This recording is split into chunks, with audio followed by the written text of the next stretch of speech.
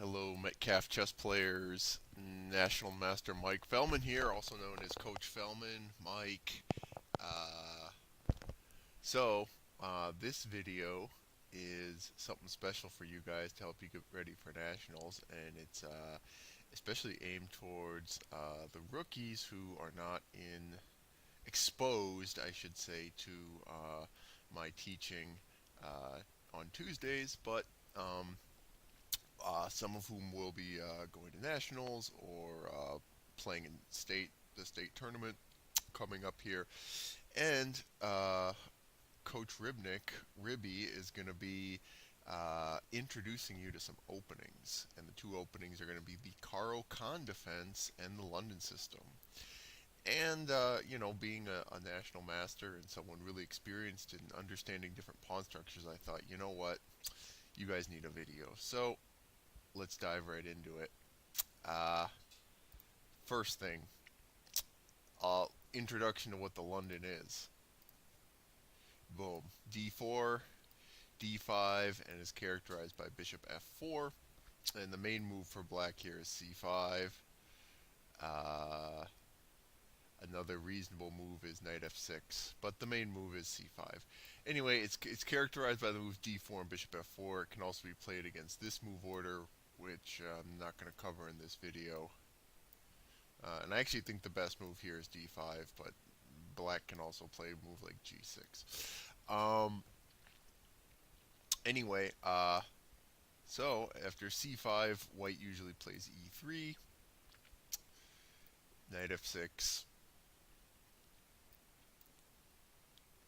and then at some point black will trade on D4, and despite what the engine the weak engine that underlies this graphical user interface, usually white will take with the E pawn to open the E file, and this is called the Carlsbad pawn structure. It is, uh, well, it is characterized by the fact that white will have a C pawn, and black has no C pawn, and black has an E pawn. Okay, it usually occurs like this in the Queen's Gambit declined. I play this line as CD5 right away, E3, and here there's no bishop F5 because bishop F6, and queen B3 will win the D pawn or the B pawn.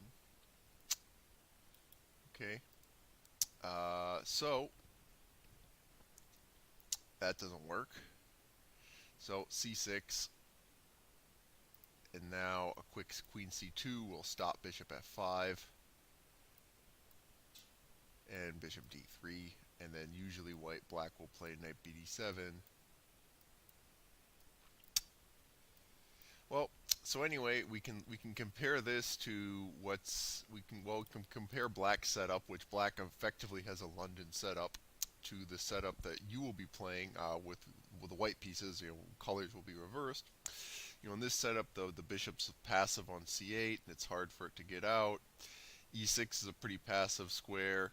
You can't go to F5. You can't go to G4, because if you go into G4, it just invites this knight to hop into this really good E5 square, which will hit the bishop.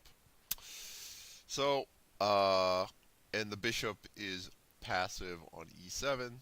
If we compare it to this setup, well, and flip the board, the bishop's already on F4, so usually black will play knight C6, bishop D3, usually bishop G4, knight D2, and knight F3. Well, if we compare the setup, this bishop is active. In the other position it was on, back on its original square. This bishop is more active on D3. In the other position it was here. So this is a very much improved Queen's Gambit. Effectively, the London is a Queen's Gambit declined reverse, and it's black, or in this case white, is getting a very nice Queen's Gambit declined position where he can even maybe argue to press for a win. So this position can also occur with a different move order. E4, Ooh, starts with e4. What in the world? And this is the Carl-Khan defense, which you will be playing as black, but a very common move is the exchange variation, and then voila, bishop f4. Uh-oh, what in the heck is going on here?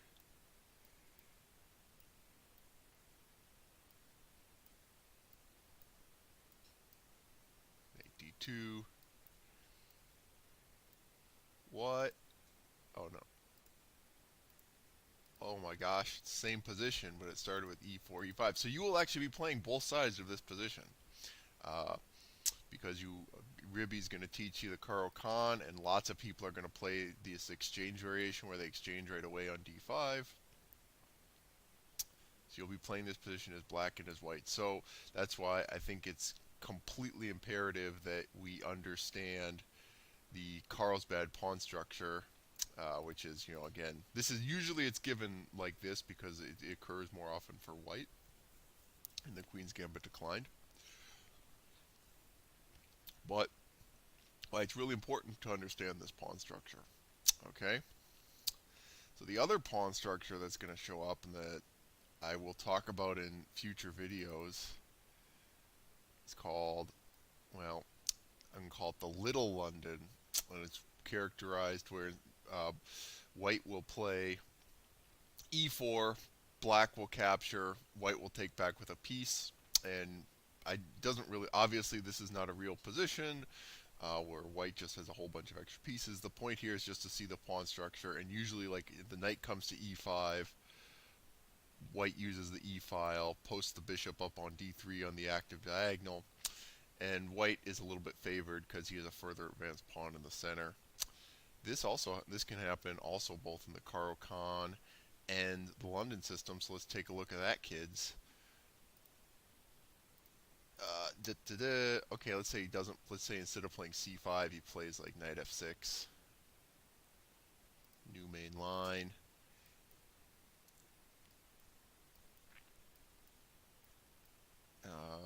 C5. No, no. Let's just say castles.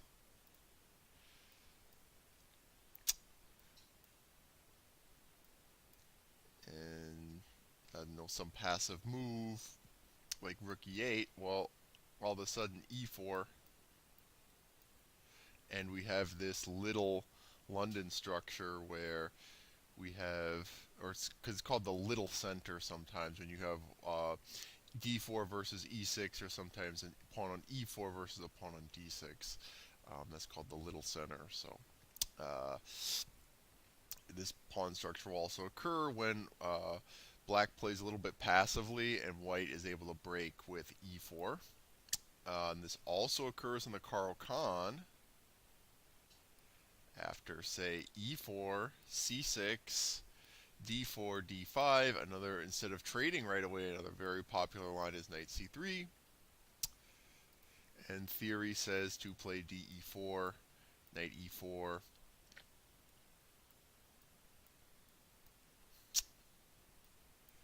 e6, and maybe a move like c3. C3 is not a theoretical move, but I know it's plausible. And we have again the little center for white. So you'll be playing the black side of this too. The only difference here is the pawns on c6, not on c7. The main line here, believe it or not, is h2, h4 to try to chase this bishop. But Ribby will get into that later. But the point I want to make is that the pawn structures show you're going to be playing both the white and the black side of this pawn structure. This video is going to focus on the Carlsbad. So I want to show you two really cool games. Maybe three, maybe four, depending on how far we get here. So do I want to save this? No, I do not. Alright, so this first game is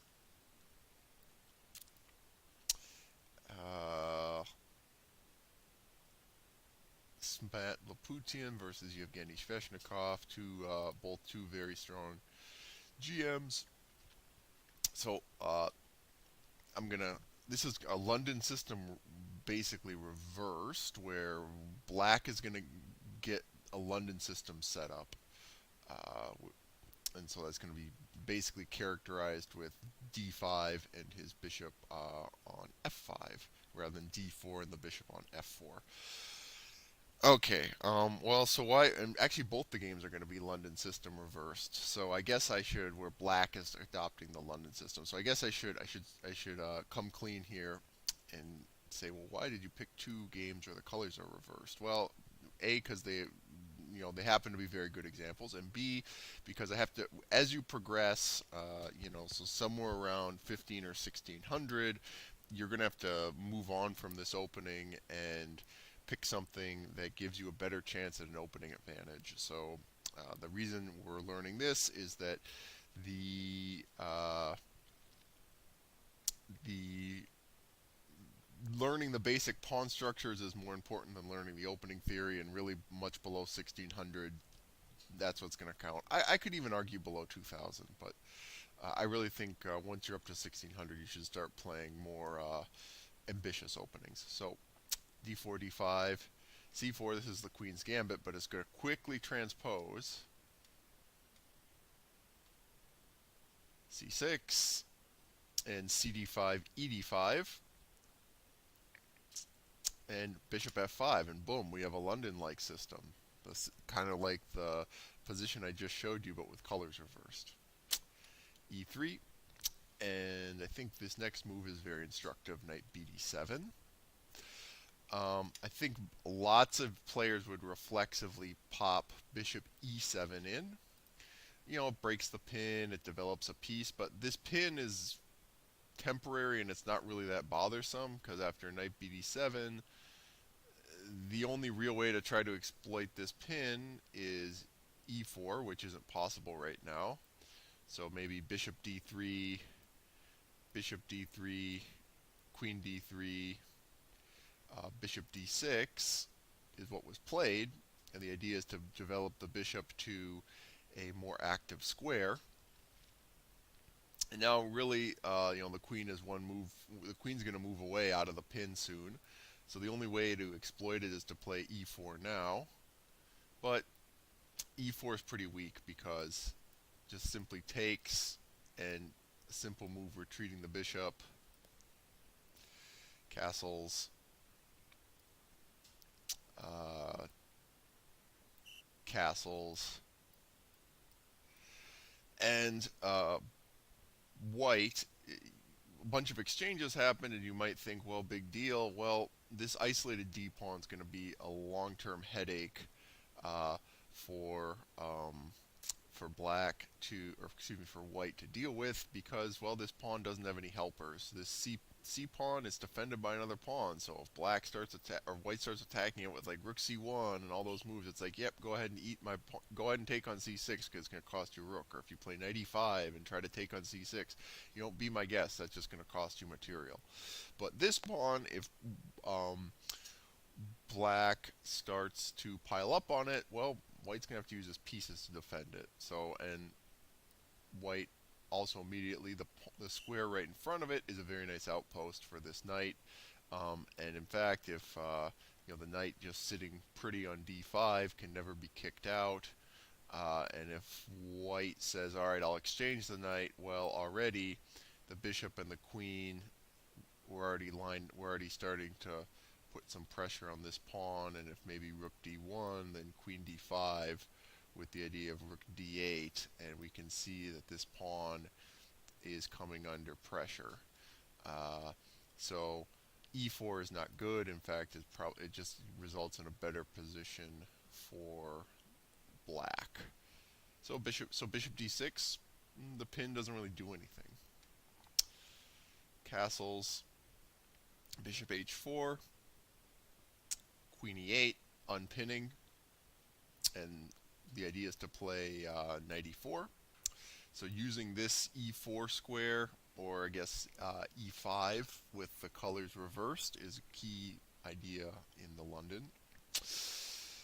Knight d2 to stop the knight from coming in, queen e6, and now a pretty unfortunate move, or somewhat unfortunate move, a slight inaccuracy is rook fe1. Again, white can't really realistically push play this pawn break because it gives a weak pawn on d4. So knight to g4, threatening bishop h2 check, of course. And, well, I think that there's two potential moves that are better than what white played. There's bishop g3, which we're going to look at, and I guess you could also come back with knight f3. You just admit the mistake that the knight shouldn't have gone to d2, and I think he's worried about this knight coming to f6 and then coming into e4, but it's not that big a deal. h3 is kind of an unfortunate weakening, which we'll see how moving pawns in front of your king can be risky, and we'll see how that is going to hurt white down the road, and we might see it in another. We're going to see it in another game or two here. So in the next game, and maybe in one more game after that. So h3, but instead I think let's look at the principal line why bishop g3 wasn't played, and maybe we can think about quickly why. I think I kind of figured out why I think he didn't play bishop g3, why black did not play, or excuse me, white did not play bishop g3.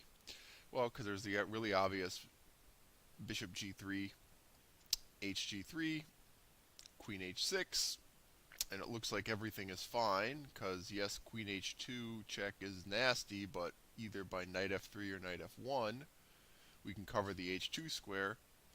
But then there's the spectacular and incredibly pretty queen h1 check, double exclam, king has to take, knight f2 check with a fork. We recover the queen with interest because we won the pawn on f2. And black is doing great here. White is probably actually, I should actually change this. This is clear advantage to black, but we could probably even just call this winning for black, especially at the grandmaster level. There's two double isolated pawns. The e3 pawn is weak. We can pile up on it with rook e8, and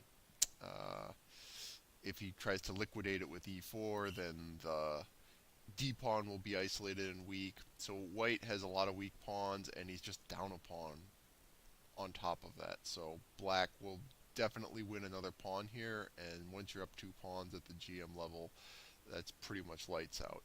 So I think it's pretty clear that I think white saw this queen h1 idea and rejected this variation, because he thought, well, I can't really allow queen h2 check. Well, you actually can. And one thing that it gets, as you climb the ranks, the first thing is we're going to, we say to you, well, you got to make sure you're looking at your opponent's threats and address them. And then you're going to start looking at threats, and sometimes you'll think things are threats and they aren't threats. And actually, if white plays correctly, queen h2 check is actually not a threat, because really these are only 2 pieces attacking, and white has lots of pieces around his king to defend. So queen f5, and the issue is that, well, this knight is being attacked. So if queen h2 check right away, king f1, and black has to do something about this knight. Knight f3, and if check, and king e2, the king looks unsafe, but the king is perfectly fine. It's a pretty closed center. But what about queen g2? Well, knight h4 is actually ends up trapping the queen. If queen h3, rook h1, trapping the queen, so black is forced to take on f2. And white emerges from this exchange up a knight. So white is just winning in this endgame. And so if not queen g2, well, the queen is under attack, so it needs to retreat. And then, well, black could actually just repeat move, or excuse me, white could actually just play king back to f1. And again, there, if queen check, that would just repeat for a draw. And if rook a e8,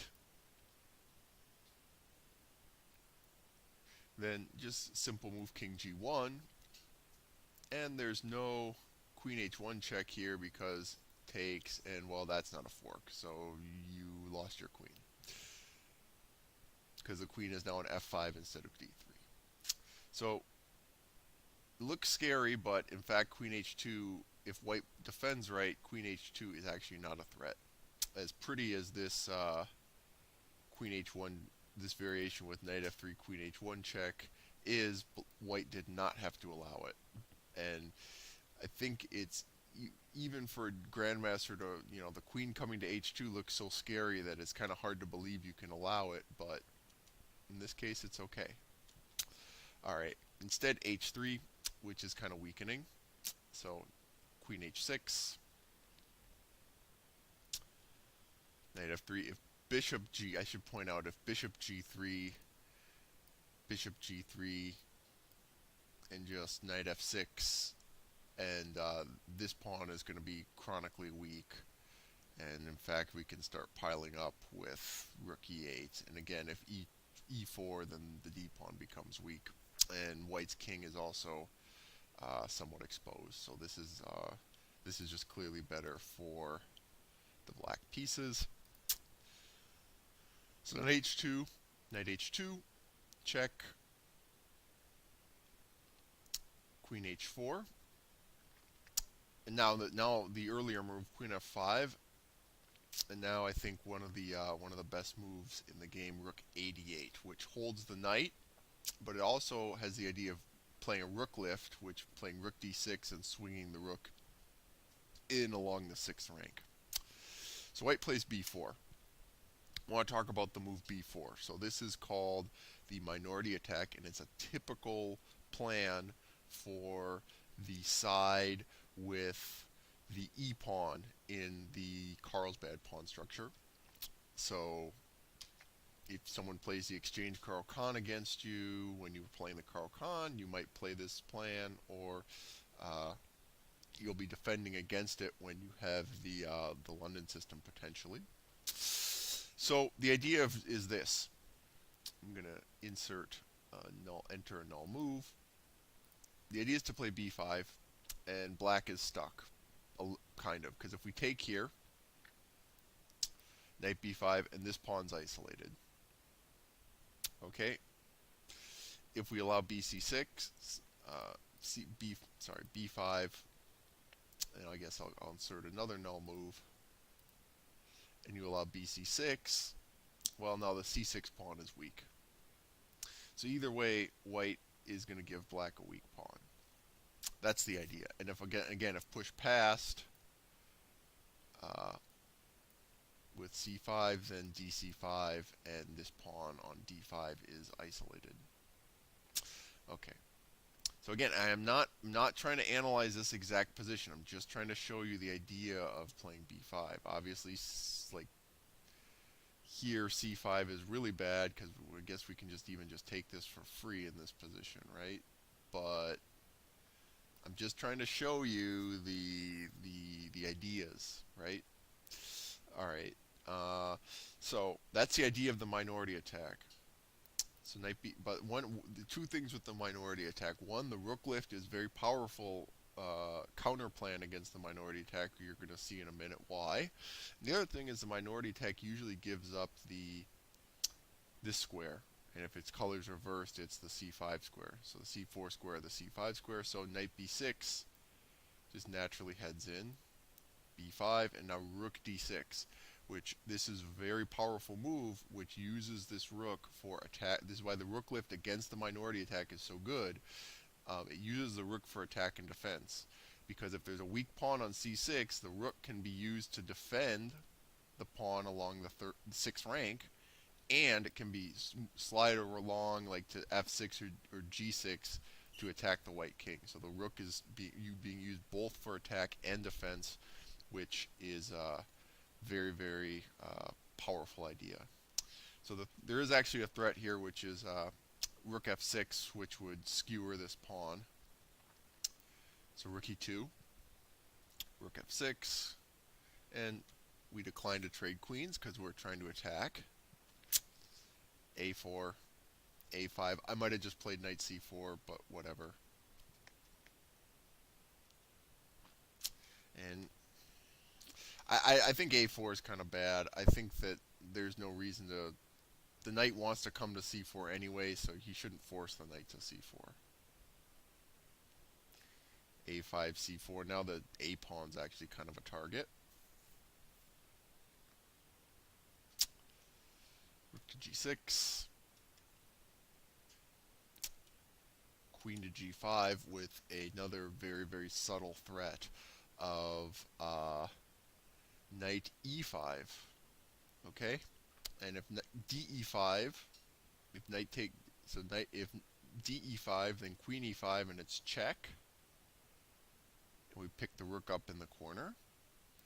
And if the queen moves anywhere by not taking the knight, you might have trouble defending the g2 square, which is mate. And if so, the only square is queen g3, and then we can play queen h5, which is going to uncover a rook discovery on the queen, and this queen is going to hit this rook, so we will win in exchange. So that's what ended up happening. So the question is, can after knight c5, knight e5, black ended up winning in exchange. So what if white defends a little better by, say, playing, let's say rook g1. Oh, cancel. Reinforcing g2 and undo. Rook g1, new variation. Reinforcing g2, freeing up the queen, and bringing another piece to defend. Well, now black can play queen d8, and this is a nice example of alternation strategy. We lured the white pieces over around the king to help defend, and so we go attack something on the queen side now that the white pieces have shuffled over to the queen side, and so we're going to be picking up the a pawn, and then we can march this pawn up the board. Okay, so unfortunately knight c5, and although rook g1 would, I don't think other moves would have saved white necessarily, but so knight e5, and now queen h4, or excuse me, queen h5, uncovering a discovery on the queen and hitting the rook, queen e2, and white is up in exchange. King g1, defending the f2 pawn, queen b2,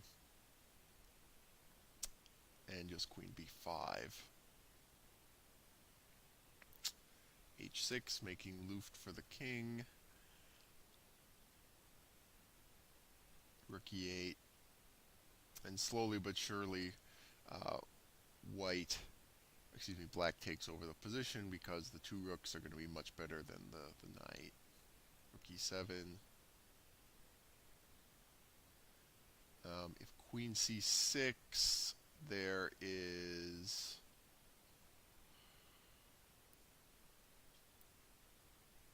this simple move, queen a5, and this pawn's really good.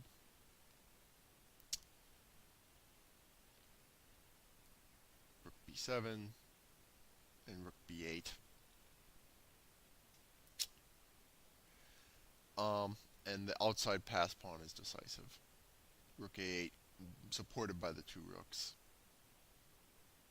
Rook b5, a5, and slowly but surely, he's going to centralize the king. This pawn is going to be pushed up the board. The king is going to come to b5 to drive the rook back. King b5, a4.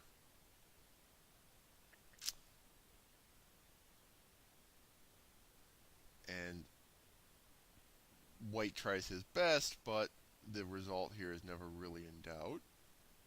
This pawn looks dangerous, but it's really not. Rook c8, which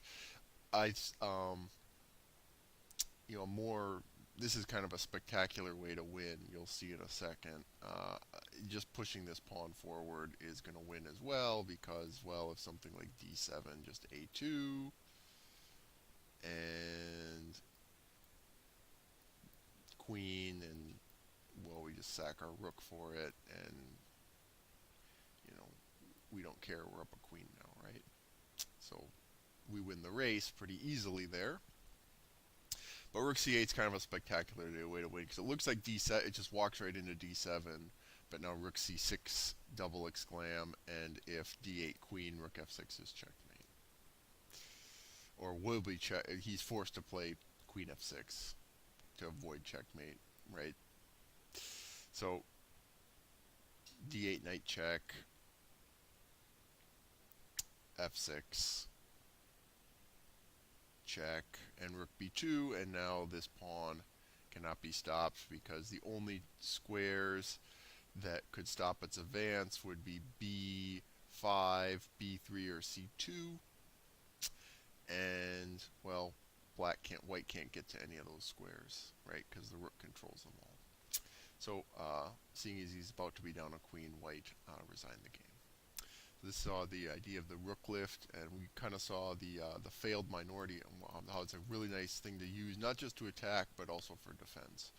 So let's take a look at another game here.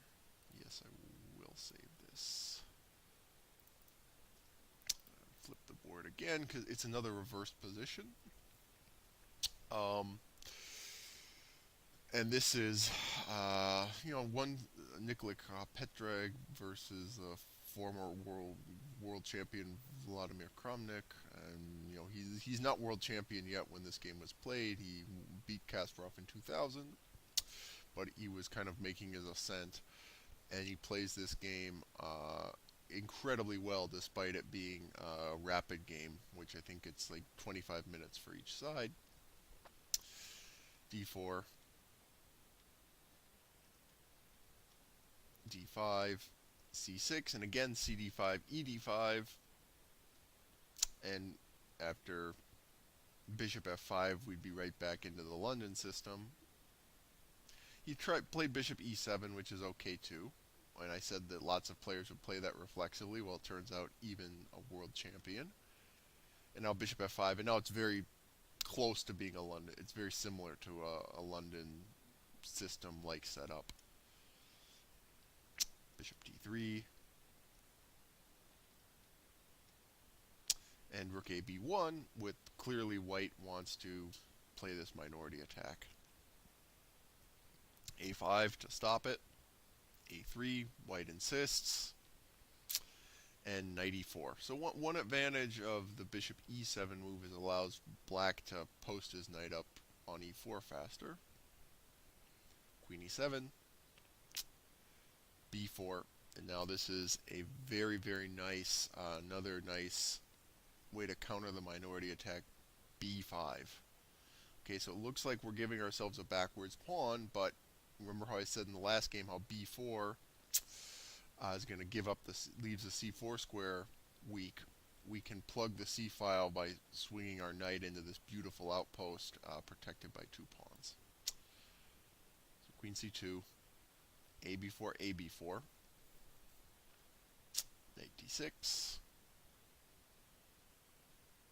rook b3, and this is kind of an annoying pawn to defend as well for white. Knight b6, knight e5, just rook fc8. This is just temporary, having to defend here. And knight bc4. And the queen side is totally locked up, and black can switch over to the king side.